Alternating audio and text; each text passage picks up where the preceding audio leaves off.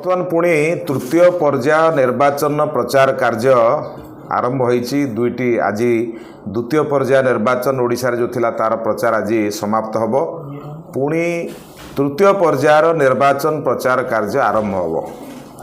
आपण जानिचंती जो भली भाव ओडिशार भाषा साहित्य संस्कृति अस्मिता को बजाय रखिबा पाई प्रधानमंत्री नरेंद्र मोदी नेतृत्व में भारतीय जनता पार्टीर जो प्रयास रही ओडिशा रे सरकार करने से पुणी तृतीय पर्याय रे भारतीय जनता पार्टीर प्रधानमंत्री नरेंद्र मोदी सहित बाकी समस्त नेतांकर तृतीय पर्याय गस्त आरंभ होईछि। आपण माने जानिथिबे 2 दिन तले आमे देखिलु बिजू जनता दल तार गोटे इस्ताहार बा किछि जगार तांकर नेता माने कहिले जे बिजुली बिल आउ दबाकू पड़िबनी।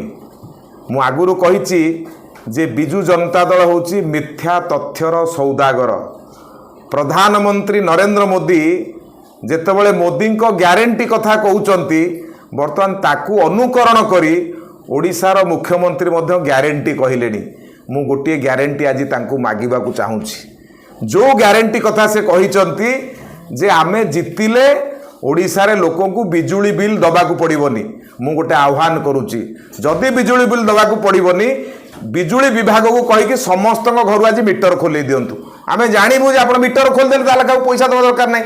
एबेठू गोटे कथा करंतु मीटर सब घर खोलांतु। आमे आह्वान दउछु। आमे जानिबु जे आपणकर ग्यारंटी केते ग्यारंटी अछि। ये तो होची मोदी को ग्यारंटी जे 18,83,83,000 कोटी टंका ओडिशा को देइचंती तार हिसाब बर्तमान मगा जाउची आपण देई पार नांती। ये होची मोदी को ग्यारंटी। जदि तुमरो ग्यारंटी अछि सबु घर मीटर खोले दियो कालीठू सबु घर कालीठू मीटर खोल।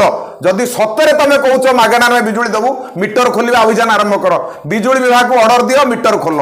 जदि एक कथा हे गला आमे जानिबु जे आपण करूचंती। तेणु गोटे मिथ्या तथ्यर सौदागर ये मोर आह्वान जो माने मंच ऊपर भाषण दउचंती। भारतीय जनता पार्टी जो भाषण दउची भाषण नुह काम करिछि। आमे 18,83,000 कोटी टंका ओडिशावासी को दिया जाइछि तुमे काम रे लगेन। ये समस्त कथा को पुणी ओडिशावासी को पाखरे पहुंचवा पाई आसंता काली ओडिशा को आसुचंती माननीय राजनाथ सिंह जी।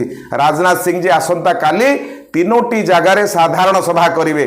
प्रथम साधारण सभा तांकर हबो आपणकर रेढ़ाखोल ठारे, द्वितीय साधारण सभा करिवे केउंझर पाटना ठारे, तृतीय साधारण सभा करिवे खोर्धा ठारे एवं से 19 तारिख दिन आमर छत्तीसगढ़ मुख्यमंत्री विष्णुदेव साय से मध्य आसिबे आपणकर कुचिंडा आसिबे। कुचिंडा गोटे सभा करिवे एवं बड़ कथा होउची 20 तारिख दिन भारत वर्षर यशस्वी प्रधानमंत्री जहांकर ओडिया लोकंक पई चिंता अछि जगन्नाथंकर परम भक्त से मध्य 19 तारिख दिन संध्या बेले भुवनेश्वर आसिक पहुंचे एवं ता पर दिन सकाळे 8टा बेले पहुंचे पुरी रे जगन्नाथ दर्शन करने जीवे। जगन्नाथ परम भक्त जगन्नाथ आशीर्वाद भारतवासी नवाई जीवे। सेठी एक विराट बड़ रोड शो करेंगे पुरी रे एवं ता परवर्ती समय अनुगुल जीवे। सकाळ 9:30 बेले अनुगुल रे साधारण सभा को संबोधित करेंगे। तापर 11:30 समय कटकर किला पड़िया जो अच्छी बारवाटी स्टाडियम पाख किला पड़िया सेठी मध्य एक साधारण करेंगे। साधारण सभा सेठी करेंगे। एभली भाव में 3टी कार्यक्रम से दिन करी ओडिशावासी तांकर जो भल पाइबा जहाँ से विगत दिन में काम माध्यम देखते ताकू लोक मान पाखे देखेबे। से भाई भाव में अनुरूप भाव में पुणी 21 तारिख दिन भारत वर्षर गृहमंत्री मान्य श्री अमित शाह जी सकाळे संबलपुर ठारे एक साधारण सभा करेंगे। सेठू केउंझर को जीवे सेठी मध्य गोटे साधारण सभा करेंगे।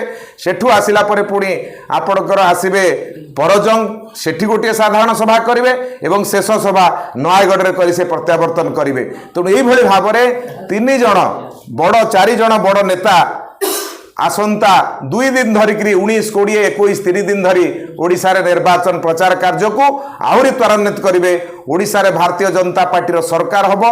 प्रत्येक दिन जना पड़ुची भारतीय जनता पार्टी प्रत्येक दिन बढ़ुची तार सीट संख्या बढ़ुची।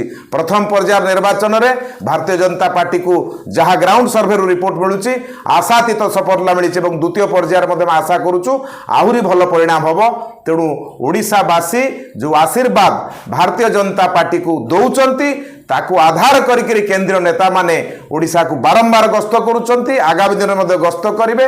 ओडिशा हूँ प्रायोरिटी, ओडिशार विकास भारतीय जनता पार्टी मूल मंत्र। ओडिशा किभली भाव में आउ जो विदेशी माने एठी शासन करुचंती रिमोट कंट्रोल शासन करुचंती ता कबड़ मुक्त करवा ये हूँ भारतीय जनता पार्टी लक्ष्य।